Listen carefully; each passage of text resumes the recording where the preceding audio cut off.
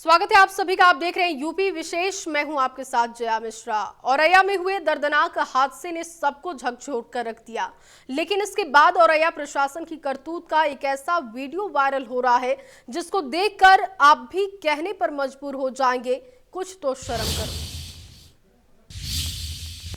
विगत दिनों में हमारे जनपद में जो दुर्घटना हुई और उसमें 26 लोगों की मृत्यु हो गई थी, उन सभी के शवों को हमने का पोस्टमार्टम करके हमने अलग अलग जनपदों में और अलग अलग राज्यों में औरैया के जिले इलाही, ये हवाएं चारों दिशाएं आपको झुककर करेंगी नमन।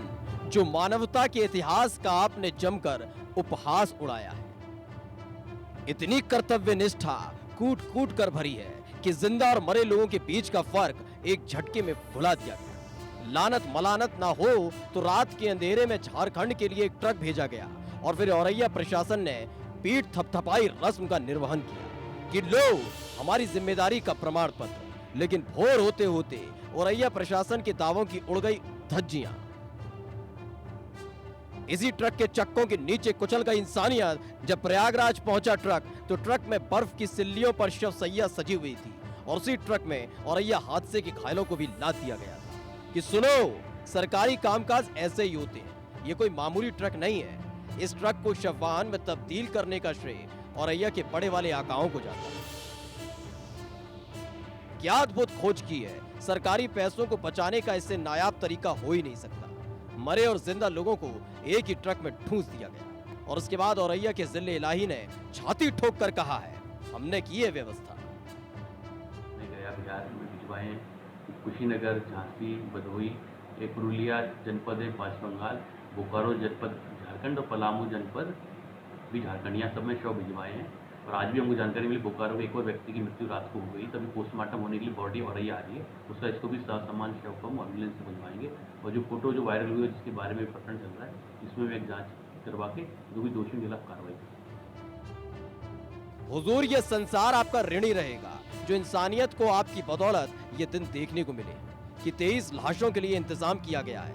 मीटर तो किलोमीटर का सफर नहीं था डीएम साहब, कई सौ किलोमीटर का सफर लाशों के साथ तय करने के लिए छोड़ दिया था आपने। आपकी करनी की पोल प्रयागराज में खुली है जब शव वाहन में तब्दील किए ट्रकों के काफिले को रोका गया। लाश के साथ बैठे बेबस और मजबूर नजर आए मजदूर। ये देखिए, जो एक दुखद दुर्घटना औरैया में हुई थी जिसमें प्रवासी कामगार जो थे हमारे, उनकी डेथ हो गई थी एक्सीडेंट में। उन लोगों को औरैया पुलिस ने उनका पोस्टमार्टम करा के उनके परिवार को सूचना देके वहाँ से लोगों को ला करके पोस्टमार्टम के बाद उनकी बॉडीज़ को जो पुरुलिया वेस्ट बंगाल है वहाँ की बॉडीज़ थी 6 बॉडीज़, और 11 बॉडीज़ थी झारखंड बोकारो की। उनको उन्होंने डीसीएम में, जो चूँकि छोटा जनपद है तो उन्होंने जो संभव हो सका उसमें उन्होंने बॉडीज़ को उनके परिवारजनों के साथ और उनके साथ साथ जो लोग थे उनको भेजा था।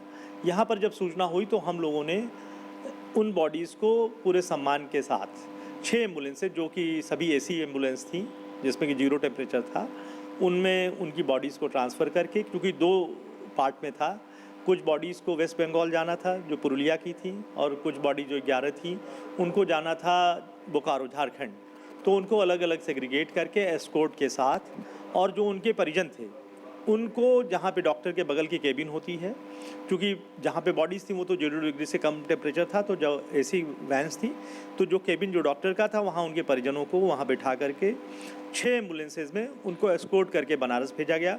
बनारस से बॉडीज़ कुछ जो पुरुलिया की बॉडीज़ थी वो पुरुलिया सम्मान के साथ भेजी गई, और जो 11 बॉडीज़ बोकारो की थी उनको हमने अलग से एम्बुलेंस से उनको वहाँ भिजवाया। तो जो सम्मान जो हमारे कामगारों का था, ये जल्दीबाजी में छोटे जनपद में उपलब्धता न होने के कारण जैसे ही सूचना मिली शासन से, हमको पुलिस के द्वारा हम लोगों ने कोऑर्डिनेट करके सीएमओ के साथ, जिला प्रशासन के साथ, जनपद पुलिस ने बहुत अच्छा काम किया और उनको पूरे सम्मान के साथ बॉडीज़ को वहाँ पर उनके संस्कार के लिए भेजा गया उनके परिजनों के साथ।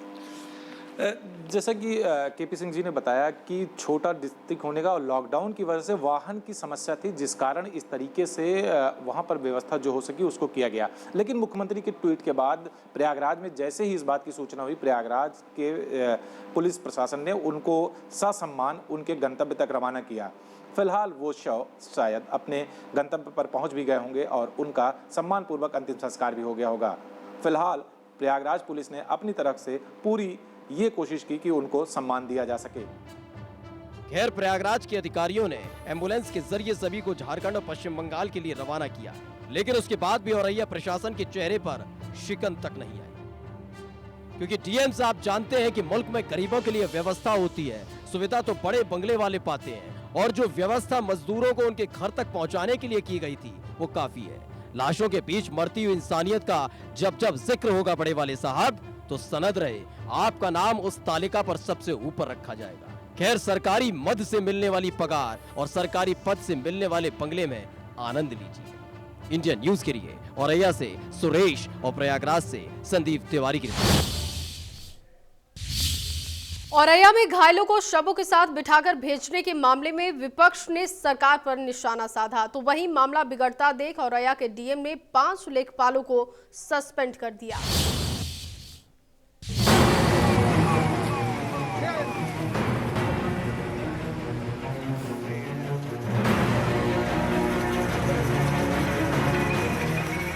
औरैया हादसे के बाद जो औरैया के प्रशासन ने संवेदनहीनता की पटकथा लिखी थी, देखते ही देखते उसका प्रकाश पूरे संसार में फैला। पहली ही फुर्सत में मायावती ने ट्वीट किया और प्रशासन की नीयत पर सवाल खड़े कर दिए, साथ ही दोषियों के खिलाफ कार्रवाई की मांग की।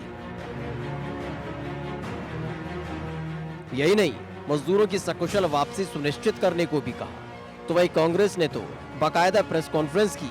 अजय कुमार लल्लू ने सरकार पर तीखा हमला बोला, तो आराधना मिश्रा भी सरकार पर हमलावर नजर आए। योगी आदित्यनाथ जी, शर्म करिए, औरैया में घटना हुई और आपने औरैया में जो लोग उस घटना में मृत्यु हुए उन लोगों के शवों को और श्रमिकों को एक साथ ट्रकों में लाद कर आपने झारखंड भेजने का काम किया। क्या यह मानवीय व्यवहार नहीं है कि आखिर औरैया तक ये जो ट्रक थी ये पहुंची कैसे? हवाई से मार्ग से तो आई नहीं होगी, ये सड़क के माध्यम से आई होगी। क्यों नहीं इनको बॉर्डर पर या उसके बाद कितने थाने पड़े होंगे, गाजियाबाद से लेकर के औरैया तक कितने थाने पहुंचे होंगे, मिले होंगे? क्या उनको पुलिस की जिम्मेदारी नहीं थी कि उनको रोक करके बसों में बैठा करके सुरक्षित उनके गांव तक पहुंचाया जाता? तो अगर ये किसी की विफलता है, अगर ये घटना टाली जा सकती थी, अगर उनको सुरक्षित बसों में बैठाया गया होता, जैसा कि दावा मुख्यमंत्री जी कर रहे हैं कि उनके पास पर्याप्त बसें हैं, तो अगर ये बसों में उनको बैठा करके भेजा गया होता तो शायद ये दुर्घटना टाली जा सकती थी। समाजवादी पार्टी की तरफ से कमान संभाली राम गोविंद चौधरी ने। नेता प्रतिपक्ष ने मजदूरों के पलायन से लेकर औरैया हादसे तक को लेकर एक स्वर से विरोधी स्वर अलापा है और हर लहतार सरकार की आलोचना से भरी थी। औरैया से ही अलग से एम्बुलेंस में 100 को भेजना चाहिए था, अलग से गाड़ी में उनके घर के लोगों को भेजना चाहिए था, लेकिन प्रवासी मजदूरों के साथ सरकार का ऐसा सौतेला व्यवहार कभी देखने को मिलेगा और न मिला होगा। औरैया प्रशासन की करतूत पर विरोधियों ने एक चक्रव्यूह रच दिया, जिसके केंद्र में यूपी सरकार है। ऐसे में कार्रवाई के साथ साथ सरकार का पक्ष रखना भी जरूरी था। तो योगी सरकार के मंत्री ब्रजेश पाठक ने औरैया हादसे को लेकर सरकार की तरफ से की गई कार्रवाई को विस्तार से बताया। बहुत दुखद है कि डेड बॉडी के साथ में उनके परिजनों को बैठा करके उनके गांव भेजा जा रहा है। हम जिलाधिकारी से बात करके अतिरिक्त साधन की उपलब्धता कराएंगे। औरैया में हुए हादसे ने इंसानियत को झकझोर कर रख दिया था। मन की पीर और आंखों की नीर का औरैया प्रशासन ने जमकर माखौल उड़ाया। हादसे में मारे गए 23 लोगों की लाश को ट्रक में लदवाकर झारखंड और पश्चिम बंगाल के लिए रवाना कर दिया। इसके साथ ही हादसे में घायल लोगों को भी उसी ट्रक में लदवा दिया और रवाना कर दिया। जब अपनी करतूत को खबरों में देखा तो हक्का बक्का रह गया औरैया प्रशासन, लेकिन तब तक ट्रक प्रयागराज पहुंच चुके थे। तो प्रयागराज में ट्रकों से घायलों को एम्बुलेंस में बिठाया गया, लेकिन तब तक बहुत देर हो चुकी। फिलहाल मामले पर कार्रवाई करते हुए डीएम ने 5 लेखपालों को सस्पेंड कर दिया। Bureau report, India. मजदूरों की दिक्कतें सिर्फ औरैया में ही नहीं देखने को मिली, बल्कि गाजियाबाद में मजदूरों को बस में ठूस ठूस कर भरा गया, जिसके बाद रामलीला ग्राउंड पहुंचाया गया और वहां पर भी जमकर अधिकारियों के सामने सोशल डिस्टेंसिंग की धज्जियां उड़ाई गई। आपको रिपोर्ट दिखाते हैं।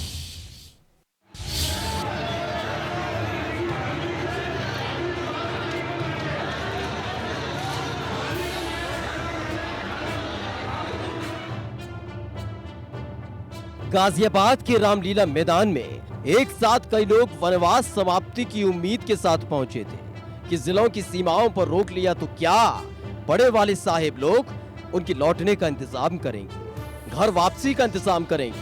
मजदूरों की भीड़ इस भ्रम को समझ ही नहीं पाई कि सोशल डिस्टेंसिंग के नाम पर ज्ञान का सागर बहाने वालों ने घर वापसी के पहले ही चरण में उसी सोशल डिस्टेंसिंग की धज्जियां उड़ा दी थी।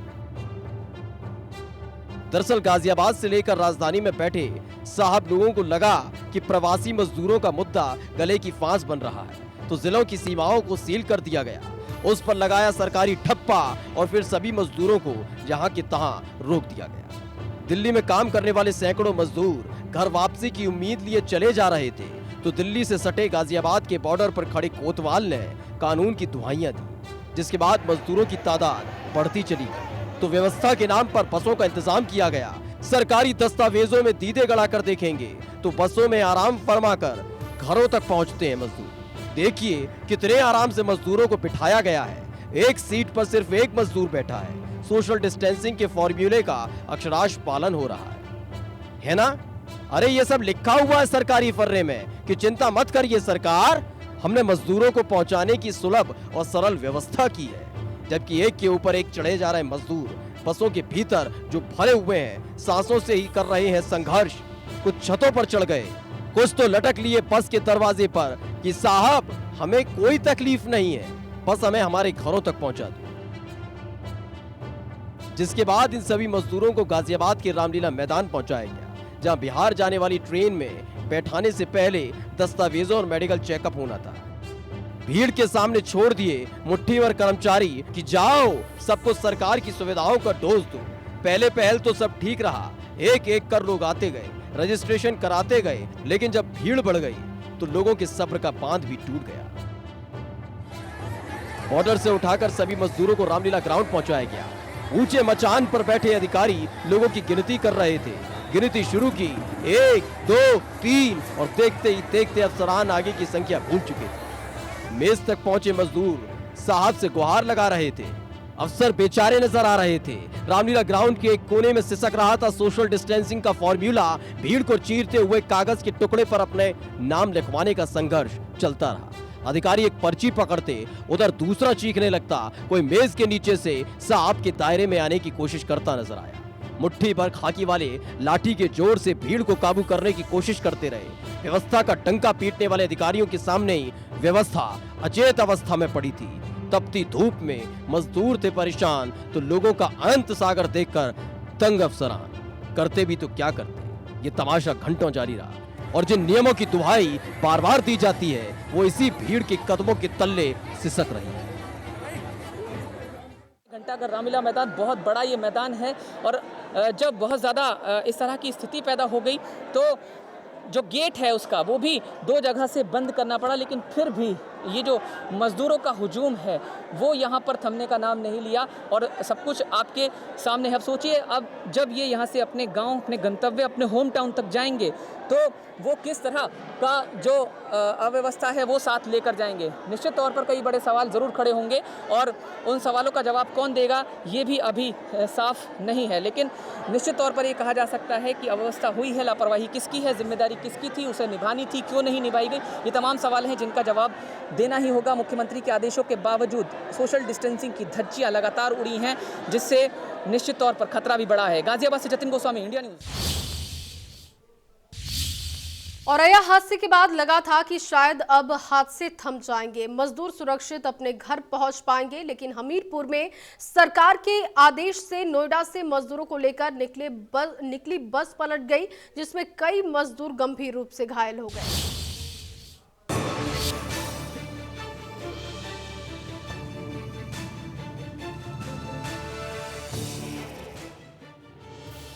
करवट के बल पड़ी बस, सड़क पर बिखरे पड़े शीशे के टुकड़े और उसी बस के शीशे को तोड़कर निकलते बच्चे। ये तस्वीरें उत्तर प्रदेश के हमीरपुर की जरूर है, लेकिन ये उन हादसों की यादें ताजा करती हैं जो मुजफ्फरनगर और औरैया में हुए थे। पलायन करते मजदूरों की सांसें एक पल में छीन ली गई थी। अपनी अपनी पीठ के बिस्तर पर लाश में तब्दील हो गए थे मजदूर, जिसके बाद एक फरमान राजधानी से चला था कि जिलों की सीमाओं को सील कर दिया जाए, मीलों पैदल चलकर आ रहे लोगों को रोक दिया जाए, ट्रकों में भर कर आ रहे मजदूरों को जिलों में घुसने नहीं दिया जाए, क्योंकि सरकार ने मजदूरों के लिए व्यवस्था की है। और क्या खूब व्यवस्था की है। जिस व्यवस्था के नाम पर सीना फुलाए घूमता है निजाम, जिस व्यवस्था के नाम पर इतराते हैं अफसरान, उस व्यवस्था ने लिखी है हादसे की दास्तान। औरैया और मुजफ्फरनगर में हुए हादसे को लेकर नियम और कानून की पंजीरी बांटने वाले अब नजर नहीं आते कि साहब की नेमत से नोएडा से एक बस चली जो हमीरपुर तक का सफर करते ही धराशायी हो गई। दरअसल नोएडा से मजदूरों को उनके घरों तक पहुंचाने के लिए बसों का इंतजाम किया गया। उसमें से एक बस 31 मजदूरों और उनके परिवारों को लेकर महोबा के लिए निकली। पानी की धार सी रफ्तार लिए खाली पड़ी सड़क पर दौड़े जा रही थी। भोर होने को थी कि तभी नींद के आगोश में गया बस का चालक और बस के चक्के मंजिल की पगडंडी को छोड़ डिवाइडर से जा टकराए। तेज आवाज के साथ बस पलट गई। बस के अंदर से आने लगी आवाजें, हम मरना नहीं चाहते, कोई तो बचाओ। चीख पुकार सुनकर आसपास के लोग पहुंचे। बस के टूटे हुए शीशे को दरवाजा बनाकर जिंदगी बचाने की चाह लिए मजदूर बाहर निकले। आनन फानन में पुलिस को बताया गया कि हमीरपुर के सिटी फॉरेस्ट इलाके में एक बस पलट गई है। मौके पर पहुंची पुलिस रेस्क्यू में जुट गई। सुबह 5:30 बजे के करीब एक बस जो कि महोबा जा रही थी, ये दुर्घटनाग्रस्त हो गई थी थाना कोतवाली क्षेत्र में। इसमें कुल 31 लोग थे, जिसमें से 20 पूरी तरीके से सुरक्षित हैं। 11 लोगों को माइनर इंजरी आई थी। इन सभी का प्राथमिक उपचार कराते हुए, इनके खाने पीने की व्यवस्था करवाते हुए इनको अपने गंतव्य महोबा तक भिजवाया। एक एक कर सभी मजदूरों को बाहर निकाला गया। कुछ अपने पांव पर बाहर निकल रहे थे तो कुछ बस में ही बेसुध पड़े थे, तड़प रहे थे। आनन फानन में आधा दर्जन घायल मजदूरों को अस्पताल में भर्ती कराया गया। वहीं जिलाधिकारी महोदय भी अपने लाव लश्कर के साथ पहुंच गए। अस्पताल में मरीजों से मिले, अधिकारियों से कहा कि जो ठीक है उनको महोबा भेज दिया जाए। फॉरेस्ट के पास जो दुर्घटनाग्रस्त हुई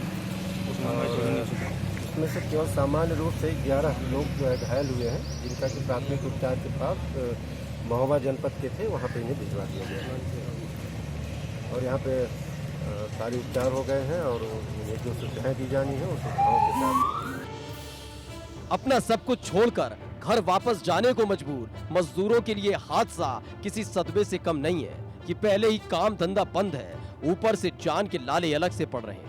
फिलहाल सभी 31 मजदूरों को परिवार के साथ महोबा भेज दिया गया है और प्रशासन ने भी राहत की सांस ली। हमीरपुर से इंडिया न्यूज के लिए वीर धनंजय की रिपोर्ट। वहीं लॉकडाउन की वजह से सीबीएसई की परीक्षाओं पर ब्रेक लग चुका था, जिसके बाद अब बाकी रह गई परीक्षाओं की तारीखें घोषित की जा चुकी हैं।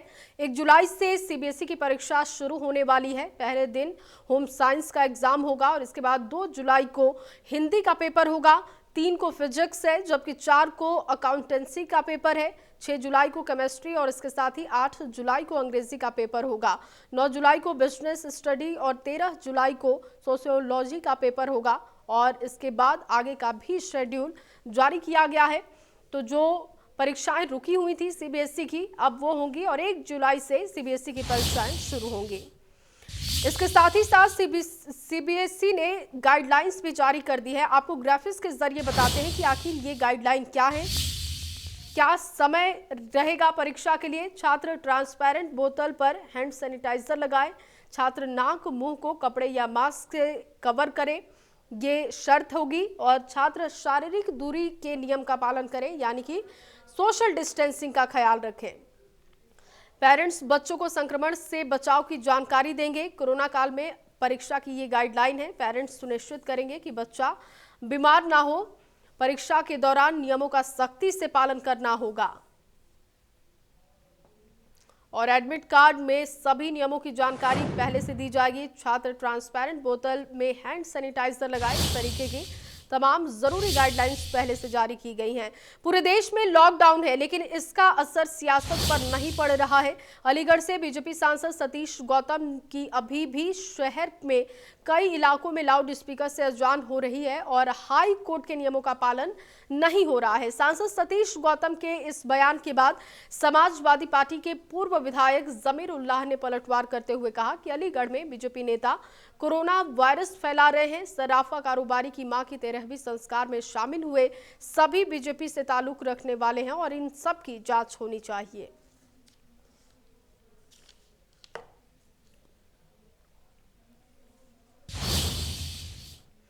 वहीं बीजेपी सांसद सतीश गौतम और सपा के पूर्व विधायक जमीर उल्लाह ने क्या कहा, सुनते हैं। हाई कोर्ट का आदेश है, ये सुबह जो 4 बजे लाउड स्पीकर बजता है ये नहीं बजना चाहिए। ये जो क्या करते हैं मुझे नहीं जानता, ये जानते होंगे, जमीरुल्लाह जी बताएंगे। कहाँ बजता है? कहाँ बजता है? ये बजता शहर में बजता है, मेरे पड़ोस में बजता है भाई। किस चीज पर बजता है? मस्जिद में बजता है। जो मेरा कहने का मतलब है ये बजना नहीं चाहिए। जब हाई कोर्ट का आदेश है कोई, अब मंदिरों के घंटे नहीं बज रहे तो ये भी नहीं बजना चाहिए। हमने अनुरोध कराया कि नहीं बजना चाहिए, प्रशासन कानून का पालन करवाना चाहिए। नहीं, हाई कोर्ट ने ये कहा कि जिसके पास परमिशन है, जैसी पहले व्यवस्था थी वैसी व्यवस्था रहेगी। इनका कुछ नहीं है, इनका कोरोना टेस्ट हुआ नहीं हुआ पहले ही बताओ। इनका कोरोना टेस्ट होना चाहिए। ये सब कोरोना फैला रहे हैं सबके सब। ये कोरोना टेस्ट होना चाहिए। ये गंदगी फैला रहे हैं, इनका कोरोना टेस्ट होना चाहिए। नहीं, क्वारंटाइन इनका वही होना चाहिए जहाँ पर आम जनता का हो रहा है। अरे कौन फैला रहा है ये बताइए। भाजपा के लोग और कौन फैला रहे हैं? जैसे सब जितने विधायक हैं, MP हैं जो 5 के उसमें गए थे माता जी की 13 में, इनका सब टेस्ट होना चाहिए और वहाँ होना चाहिए जहाँ पर आम जनता का हो रहा है। हाई कोर्ट का लॉकडाउन 4 का आज पहला दिन है। गाजियाबाद के लेबर चौक पर कुछ मजदूर पहुंचने लगे। कहा जा रहा था कि मजदूरों की कमी पड़ सकती है, लेकिन गाजियाबाद में लेबर चौक पर कुछ मजदूर हमें इस आस में बैठे दिखाई दिए कि आज लॉकडाउन के पहले दिन, लॉकडाउन 4 के पहले दिन उन्हें कुछ काम मिल जाए, जो वापस अपने होम टाउन नहीं गए हैं। उन्हीं मजदूरों से हमारे संवाददाता जतिन गोस्वामी ने भी बात की है, आपको सुनाते हैं। लॉकडाउन 4 का आज पहला दिन है और कई रियायतों की बात की गई है। मैं गाज़ियाबाद में मौजूद हूं, लेकिन पहले आपको ये बता दूं कि गाज़ियाबाद में आज कोई नई रियायत नहीं मिली है, क्योंकि अभी प्रदेश सरकार के जो गाइडलाइंस हैं उनका इंतज़ार किया जा रहा है। और गाज़ियाबाद के DM ने ये कहा है कि आज यथास्थिति बनी रहेगी, लॉकडाउन का पूरी तरह से पालन करना होगा। लेकिन क्योंकि पहला दिन है तो उम्मीदें बढ़ गई हैं। मैं गाज़ियाबाद में साहिबाबाद इलाके में मौजूद हूँ और यहाँ जो तमाम लोग हैं, आप इन्हें देख रहे हैं, ये वो हैं जो रोज़ाना लेबर चौक्स पर आ जाते हैं और आज इनकी उम्मीद फिर से जागी है कि शायद कोई आएगा और इन्हें काम देगा। लेकिन अभी क्योंकि रियायत नहीं मिली है तो कोई आया नहीं है। लेकिन इनकी जो व्यथा है वो काफ़ी दुखद है, दर्दनाक है। बहुत सारे मजदूर पलायन कर गए और रोड पर जाते हुए हमने देखे और मुश्किल भी काफ़ी हुई उन लोगों को और साथ ही साथ पुलिस को भी, लेकिन ये नहीं गए। और क्योंकि ये एक तरफ इनके पास पैसे नहीं थे जाने के लिए और दूसरी तरफ ये रोड पर नहीं जाना चाहते थे। जो लोग ये मजदूर हैं इनसे हम बात कर लेते हैं। क्या नाम है साहब आपका और किस उम्मीद में आज आप आए हैं? राम सेवक है सर मेरा नाम। मेरा जी, क्या उम्मीद है आज? काम की उम्मीद से आए थे कि थोड़ा सा काम निकलेगा तो रोटी यारी का गुजारा चलेगा। अब काम धंधा नहीं चलेगा तो कैसे काम होगा? यहाँ प्रदेश में बैठे हैं, ना घर जाने की व्यवस्था बन रही ना किसी चीज़ की। क्योंकि लॉकडाउन 4 का आज पहला दिन है, आज कई दिनों बाद आप आए होंगे यहाँ पर। हाँ जी, कई 2 महीने के बाद 22 मार्च के बाद ही आए यहाँ जी। और हम चाहते हैं कि काम चालू हो जाए और बस लोग जो है गरीब आदमी अपनी रोजी से लग जाएं। थोड़ा घना तो रोटी पानी का उगलना चले। ये जो दिन बीते कैसे बीते? ये बड़ी मुश्किल में बीते सर जी। जैसे कैसे कट रहे हैं, बस इधर से खाना मिल गया, किसी ने इधर से दे दिया जी। बस कुछ कोई आ गया गाड़ी वाले तो वो बांट के चले गए पैकेट, तो इस हिसाब से बीते हैं। किराएदार होंगे आप, मकान मालिक क्या कहता है? मकान मालिक कहता है कि भैया काम धंधा चालू होगा तो किराया देना। अभी तो हम कोई ज़बरदस्ती जोर नहीं डाल सकते तुम पर, लेकिन उम्मीद है कि भाई थोड़ा थोड़ा करके दे दोगे। औरों की तरह आप नहीं गए? नहीं सर, हम नहीं गए क्योंकि हमारे पास पैसा नहीं था। हम अभी ताजे आए थे 10 तारीख में होली के बाद जी। और फिर 2-4 दिन काम करने के बाद पैसा पास में था नहीं, इसलिए हम यहीं रुक गए। तो आप सुन सकते हैं कि ये नहीं गए एक तरह से।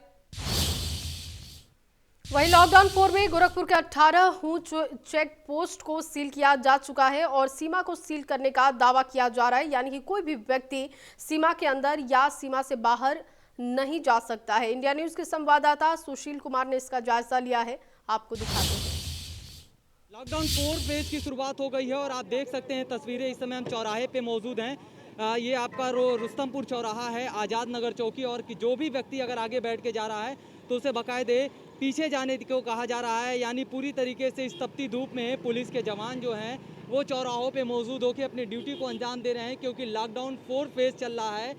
और इस कितनी गंभीर ये मसला है इसको समझा जा सकता है कि लगातार मामलों में इजाफा हो रहा है, लगातार संक्रमित व्यक्ति बढ़ते जा रहे हैं। और ऐसे में पूरे सीमा को, गोरखपुर की बात करें तो 18 बैरियर यानी पूरे सीमा को सील कर दिया गया है। किसी को आने की इजाज़त नहीं है। अगर कोई संदिग्ध अगर आ रहा है, अगर उसको इमरजेंसी है तो ही उसको आने करके उसके बाद उसे तुरंत होम क्वारंटाइन करा दिया जा रहा है। वहाँ पे बगल में बने एक भवन को जो है आरक्षित कर लिया गया है, उसी जगह उसे क्वारंटाइन कर दिया जा रहा है। और इस तरह के हालात आपको हर चौराहों पे नज़र आएंगे। गोरखपुर के हालात क्या हैं, चौराहों पे किस तरह से जो पुलिस के जवान वो ड्यूटी को अंजाम दे रहे हैं। भाई साहब ये बताइए कि सीमाएँ सील हो गई हैं, लॉकडाउन 4 फेज शुरू हो गया है, ऐसे में कितनी जिम्मेदारी और आप लोगों पर बढ़ गई है और क्या कुछ स्थिति है अभी? ये है कि लॉकडाउन का पूर्णतः पालन कराया जा रहा है। मोटरसाइकिल पे एक आदमी, और यदि 4 व्हीलर है तो उसमें 2, उसमें भी एक आगे रहेगा, ड्राइवर सीट के बगल में नहीं बैठेगा, वो पीछे की सीट पे बैठेगा। लॉकडाउन का पूर्णतः कड़ाई से पालन कराया जा रहा है। बिल्कुल, तमाम जो लोग अभी आप देखा कि जो 2 पहिए पे बैठे हैं और जो 4 पहिए पे हैं उनको भी जो है हिदायत दी जा रही है। तो क्या लग रहा है स्थिति किस तरह की है अभी और कितना वक्त ये लगेगा आप लोगों को इन चौराहों पे इस तरह से ड्यूटी देते हुए? जैसा आदेश निर्देश उच्च अधिकारियों का प्राप्त होगा उसके अनुसार कार्य किया जाएगा। अच्छा, आप अपने आप को कैसे सेव कर रहे हैं, क्योंकि स्थिति बहुत गंभीर होती जा रही है? मास्क लगाए हैं, ग्लव्स पहने हैं और सामाजिक दूरी बनाए हुए हैं, किसी से भी नज़दीक नहीं हो रहा है। हम लोग काफ़ी दूरी से अपना कार्य कर रहे हैं। प्रयास यही किया जा रहा है कि किसी के ज़्यादा नज़दीक ना जाएँ। तो बिल्कुल अपनी भी सेफ्टी करनी है और ड्यूटी को भी अंजाम देना है। यानी 2 पहिया पे सिर्फ एक व्यक्ति और 4 पहिए में सिर्फ 2 व्यक्ति, वो भी पीछे की सीट पे बैठ करके ही जाएगा, और वो भी जिसके पास होगा, क्योंकि स्थिति लगातार बढ़ती जा रही है। केवल गोरखपुर की बात करें तो 14 थे और कल जो है 5 बढ़े हैं, यानी तकरीबन 19 संक्रमित व्यक्ति गोरखपुर में हो गए हैं। और अभी ये अंदाज़ा लगाया जा रहा है कि हालात अगर इसी तरीके से रहे, क्योंकि लगातार बाहर से आने वाले प्रवासी मजदूरों का सिलसिला जो है वो जारी है, और इसको लेकर के पूरी तरीके से सरकार और प्रशासन पूरी तरीके से गंभीर नजर आ रही है। Sushil Kumar, India news, Gorakhpur. और चलिए इन्हीं तमाम खबरों के साथ यूपी विशेष में बस इतना ही। आप बने रहिए इंडिया न्यूज़ के साथ। नमस्कार।